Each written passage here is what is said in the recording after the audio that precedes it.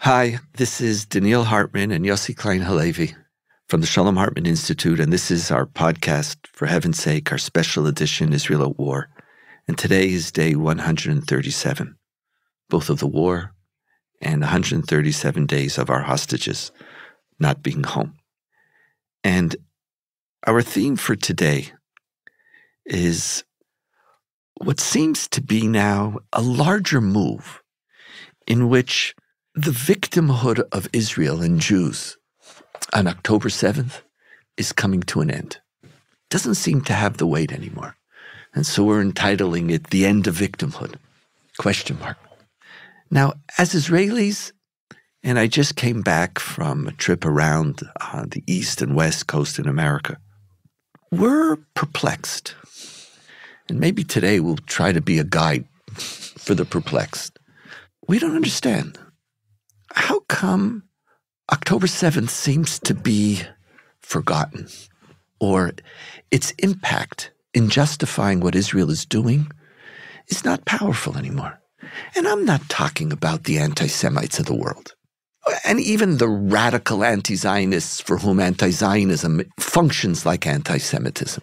That's a very good distinction. I like it's subtle, and I like it. You noticed the move? Very good. There was a move there. Yes, I was doing a move because they're different, but they're different, but not that different. There's That's something about it's beautiful. There's something about this. This hatred and it's like an obsessive, like something about it. But I know it's not anti-Semitic because some of them are Jews, but they're not anti-Semites. So there's something. But I'm not talking about that group of people. That's the group of people who said there never was an October 7th, whether it never happened or it never had any moral weight in thinking through this question. Or it never happened, it's good that it happened, and we're going to do it again. Yeah, that's Hamas. Right. That's another level. And again, there's important distinctions, Yossi. Like we have to hold our cynicism back. It's hard to do. But they didn't celebrate. It's just that group I'm not talking about. Yeah. But there is a large group of people in the world who are really our friends. Yeah. They're also the friends of Israel. And something is shifting when you hear, forget the Prime Minister of Ireland. Ireland has never been a friend of Jews. But across the world, speaking about the fact that there needs to be a ceasefire now. And Netanyahu declares that if we don't move into Rafah, or what's known as Rafah, then we haven't won the war, and October 7th will never have been erased. Again, that's a questionable issue, but it's just ceasefire now. The Biden administration, we never had a pro-Israel president not just standing, he understood us. What moved us deeply wasn't just the arms shipments. There was a feeling that you understood us, you understood our pain. And the courage to stand up to opposition within his own party in an election year. It was remarkable. It was just, there was a clarity. There was a moral clarity. And Blinken, when did we have a Secretary of State where we felt, you understand us? All your trips schlepping to Israel over and over again. He doesn't even get frequent flyer miles. He has to flies on their plane. It's like schlepping over and over just to be here to talk, to help us navigate what we should do. And he comes and says, October 7th doesn't give Israel the right to dehumanize Gazans. There's something that's shifted. And many of us, or many Jews, many Israelis, are still very much under the aura or the lens or the experience or the trauma of October 7th. But around the world, empirically, its moral weight, its justification for the war is diminished. And today I want us to talk together to try to see, can we understand this? Do we understand this? Is there a way to correct it? Are there things we're doing wrong? Like this victimhood dimension, which is so core to October 7th and to the Israeli trauma, which instigated much of what we've done these last 137 days, is not moving people anymore. They don't see us. Are we still the victims, Yossi? I think we're telling a psychologically incoherent story to the world and to ourselves. Because on the one hand, October 7th was a relapse in the Jewish condition. On October 7th, we were defenseless victims. The army disappeared. We didn't have a sovereign functioning state. And we all felt it. And that's the real trauma of October 7th. We were back in this condition of pre-sovereignty. But that lasted for one day. On October 8th, we made the decision, and we began acting on it, to undo October 7th, practically and even more importantly, psychologically. And we did. The success of the last 4 months was that we have undone October 7th, but we haven't absorbed that success. And can I just clarify? Does that mean that from Yossi Klein Halevi's perspective, who these last 137 days has said over and again, it's still October 7th for me? No, but that the greatest danger that we are facing is in our deterrence. Yes. Do you feel we've reclaimed our deterrence in light of what you just said? To a great extent. And you won't go completely. No, not completely. But I'm trying to internalize that. Yep. And I think that, look, we have inflicted enormous losses on Hamas. We don't yet know if we've come to the point of no return where Hamas can't function any longer. We don't know that. But I don't know, if I were Palestinian and looking at what happened since October 8th, I don't think I would see October 7th as an unqualified victory anymore. And so I think we need to internalize that we set out to undo October 7th, and to a large extent, we've succeeded. The condition of victimhood is antithetical to the Israeli ethos. We've discussed this before. It is everything that this state represents, self-reliance, taking responsibility for your fate, everything that Zionism promised to do to the Jewish people, victimhood is the negation of that. And that was part of the shock of October 7th. But this country made an enormously impressive comeback, instant comeback from the condition of victimhood. We haven't owned it yet. And so when I say that we're telling a psychologically incoherent story, we're not doing this deliberately. This isn't a sleight of hand. We ourselves are conflicted.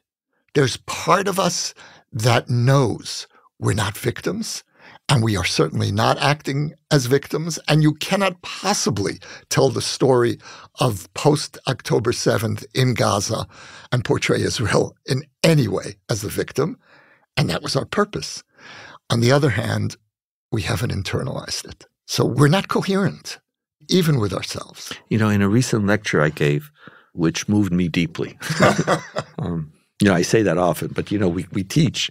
And sometimes, when we lecture, something comes out much more meaningful than we expected. Right. And like, oh, I can't believe I thought of that. I want to think about that some more. I spoke about the difference between what did we know on October 7th? Like October 7th, October 8th, and now, what is it, February 20-something. They're not the same. Right. They're just not the same. And each day represents something very, very different, and a different awareness and a different moral obligation. See, I never saw October 7th as a day of victimhood. I saw it as a day of defeat. No, I think that's a much better framework. But I think we thought that the way in which you justify a war is through victimhood. A justification of war is not that I was a victim. It's that my life is endangered. Just war, I see you want to stop me. No, I just that there's a really interesting distinction, I think, to make between victimhood and vulnerability. That's correct. Vulnerability, and even between victimhood and existential danger. And existential danger doesn't have to be danger to the whole country. If part of my people are in profound existential danger, October 7th revealed that the myth of security was false, and that we have a right to go to war not because you killed me. It's not an eye for an eye. Just war is not an eye for an eye. But when we presented this to the world, it was, we're the victim. Right. So now we wanted sympathy. I don't want sympathy. I don't need your sympathy. Here it is. Okay, we Jews, we're again the victim, and now you're going to love us again. I don't want that. There was a sense of moral clarity for me on October 8th, which grew out of the sense of the loss of October 8th, of October 7th. Israel is insecure as long as somebody could perpetrate another October 7th.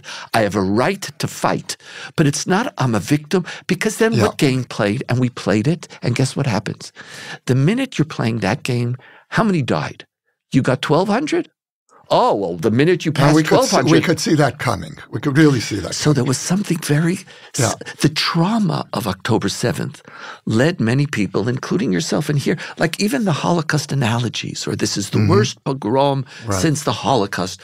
This is a reality that Israel is supposed to redeem us from victimhood. No. But you see, Donniel, what you're saying, the clarity that you're offering works in retrospect. In real time, we weren't manipulating these emotions. They were an instinctive response to the feeling of helplessness within the state of Israel. That was the shock. Now, I think we really need to start unpacking it. And there's another level to this, which is what happened was we allowed ourselves to be tempted. And this is post-October 7th, where a certain, I won't call it manipulation, but a certain amount of calculation did come in. We said, we're getting sympathy. And it may not even have been conscious. Finally, Israel is getting some sympathy. And we allowed ourselves to be drawn into a category in which we can't win. And that's the category of victim versus victimizer. We thought, fine, we've been accused of being the victimizer for so long, now we can play the victim. And that lasted for about 5 days. We owned that and in large parts of public opinion, we didn't own it even for 1 day. But what was false about that is that the whole category of victim versus victimizer doesn't work in trying to understand the Palestinian-Israeli conflict. This is about so many overlapping and convoluted categories. And victim and victimizer is one piece of this. But the notion that one side or the other is the absolute victim and the other is the absolute victimizer is simply a distortion of a word we keep using, which is of complexity, of an unbearably relentless complexity. You know, Yossi, I agree with you that some of it wasn't intentional. Maybe that's another way when we look at the different dates, October 7th, October 8th, February 20-something, we also have to go November 25th, December 13th. At different stages, we shifted from a trauma to calculation/manipulation. You know, it's from this conversation that it's doing what I hoped it would do for me, because I'm looking to try to understand something. And you've been very helpful. We used victimization as a justification for the war, but we can never win the victimization battle, the victimization sweepstakes. Nor do we want to. Yeah, we did. You know, part of us, and this is what you said, and when you were saying it, I really appreciate it. When you said, we were tired. You know, it's exhausting being Goliath. Like the world looks at you, and they respect you, but they don't like you. You know, like Netanyahu wants to strut and be the Goliath. But, you know, it didn't feel good, because the reality is Palestinians are victims. They might be victims of their own creation. Of their own leadership. Of their own leadership. I think, yes, civilians in Gaza are victims. It's true, the 1,200 people who were killed and the hostages are victims. But Israel, Jews, Israelis, we're not victims. That was the whole point of Zionism. There's a difference between the victims of that day, and it might sound like I'm splitting hairs, but it's not. The hostages are victims. The people who were massacred were victims. The women who were raped, people who were assaulted, they were victims. The Jewish people weren't victims. Right. Israel is not a victim. Gaza is. And so when we are still trying to justify Gaza by our victimhood, of course we're going to lose. Right. And want to know something, Yossi? Yes, we should. Yes. We can't. That's right. When you have 2 million Gazans, at the end of the day, whether they supported Hamas or didn't, doesn't matter. I don't buy, because you support. People support. There still is a distinction between combatants and non-combatants. Gazan civilians today are victims. They are victims of a war. Doesn't mean Hamas are victims. But we were never there. But we played a card. And instead of speaking in terms of just war, instead of saying, look how much we suffered, a just war is a war of self-defense. Has a war of self-defense ended when Hamas is still in power? That's a separate claim than to say, one second, have you seen pictures yet? Let me take you to another trip. It's like almost, could we take the world press every 3 weeks to another trip to the Gaza envelope? Could I take you one more time? Could I show you hostage pictures one more time? And we also, I think, appreciated, let's just add, there was no moral confusion there. We didn't have to, when you're the victim, you don't have to make a moral, it's like the victimhood makes you morally righteous, it's sympathy. You don't have to compete, nothing, I'm the victim. Yes. And we stopped, and I understand it on October 7th, I understand it on October 8th, and I understand it on November 15th. But by November 18th, when we were anachronistic. Like we were still in a place, and the world looked at us and said, no. Yeah, you just said that we wanted sympathy, and I think that's the key. We didn't want to be victims. We wanted sympathy. And where we allowed ourselves to get into trouble is that we blurred the distinction between sympathy, and I think our position to this day deserves sympathy. We're fighting a particularly lethal form of radical Islamism. And again, we allowed ourselves to get tempted by the victimhood piece. There's another element here about where we've gone wrong in terms of presenting what I consider to be a compelling moral case. And that is, we don't have the leadership to present it. We don't have a morally credible leadership. This government is the gift that keeps on giving. Or the gift that keeps on taking. Yeah, and if we thought that they were a danger before October 7th, and they were a danger to Israeli democracy, today they're a strategic danger. They're a danger to our moral credibility at precisely the moment when we need it most. So could we even make a further distinction? You went from victimhood to sympathy. I want to go from sympathy to justification. To understanding. Just moral understanding. Yes. I don't even want sympathy. Right. But that means we have to compete in a moral conversation.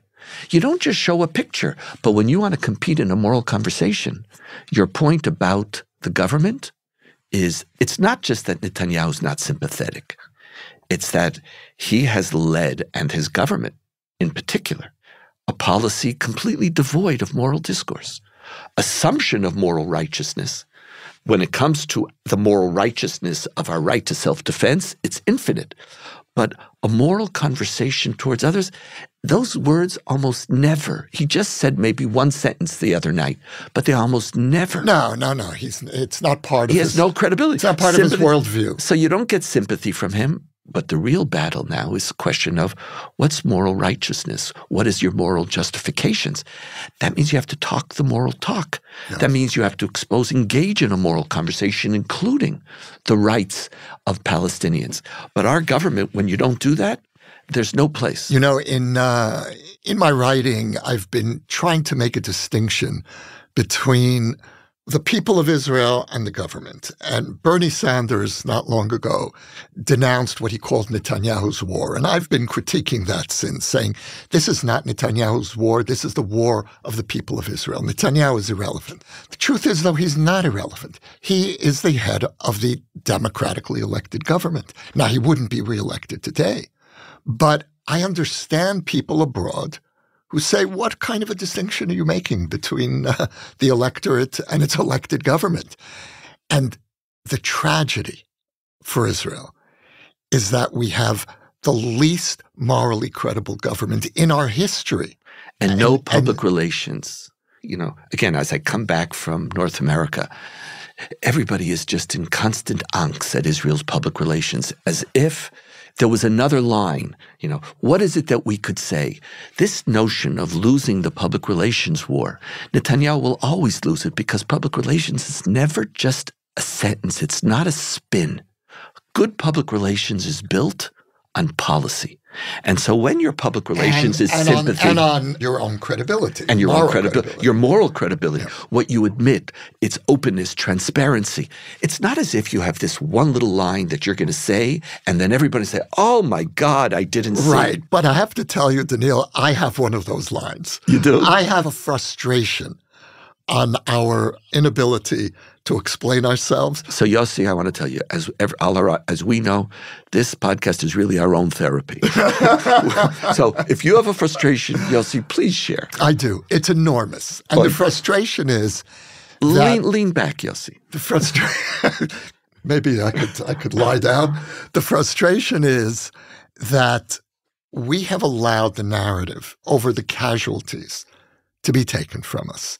And over again, you see in the media. What do you mean narrative of casualties? I mean the casualties of how many innocent civilians have been killed in Gaza. I hear you. And we've allowed that narrative to be framed by Hamas, which is 30,000 Palestinians have been killed, most of them women and children. I just read that line in the New York Times today by one of their columnists. And it recurs. All the time. But if you look at what the numbers actually are, 12,000 of the 30,000, and let's assume it's 30,000. Let's not argue with Hamas. 12,000 of the 30,000 are Hamas fighters.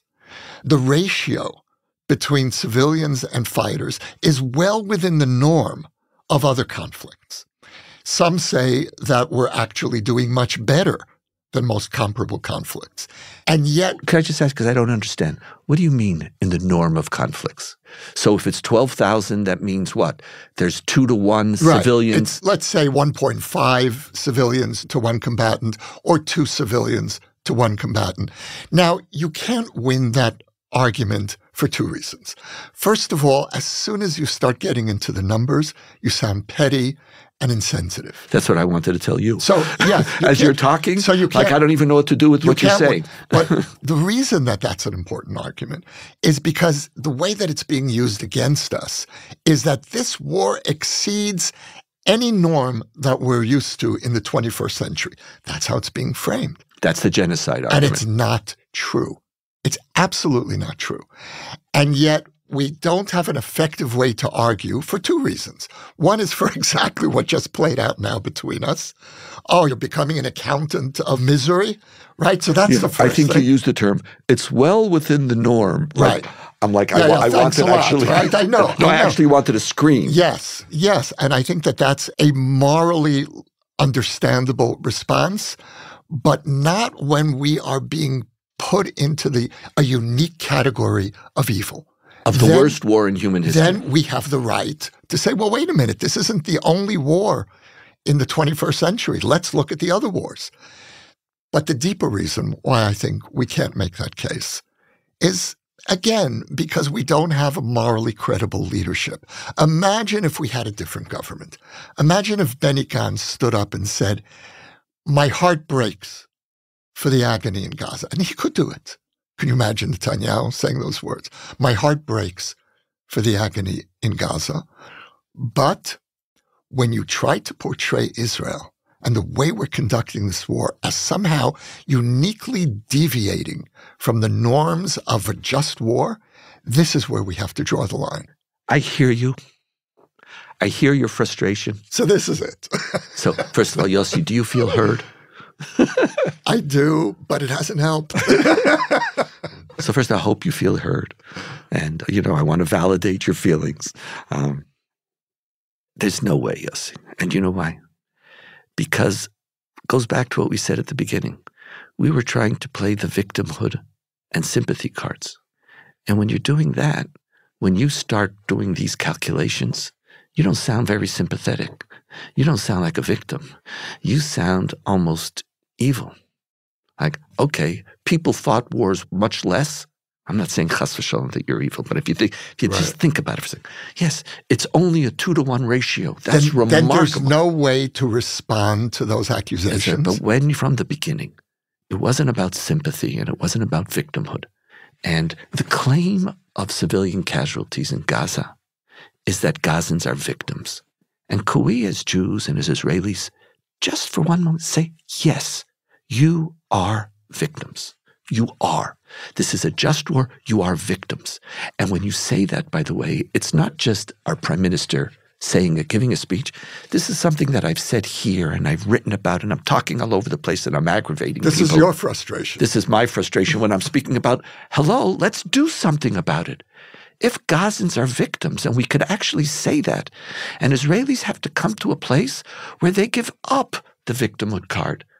I'm not going to war because I'm a victim.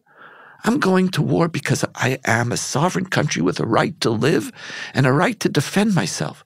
You are the victims. But if you are the victims, what are my moral responsibilities to you? How do I take care of you? What are the things that I do? But all of that, these numbers, this number game was to say to the world, Israel presents itself as the victims, they're not. And the truth is that's a much more winnable argument. And in that one, when we give your argument, that doesn't sound like a victim. That sounds like someone unbelievably powerful, someone with tremendous rights sitting and calculating and congratulating themselves. But if that wasn't our ploy from the beginning, or if we accept their victimhood. So what do we do now? I don't know. I think we lost that one, Yossi. And I think one of the realities that we have to think about is that we have alienated now a lot of the world. Not our enemies. We've also alienated our friends.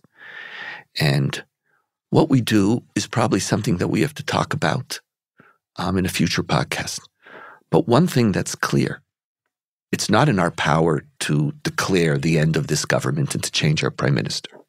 And we're going to have to talk about how those changes take place.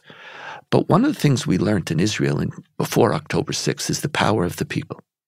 The power of the people to represent Israel independent of the government. The prime minister doesn't define a country.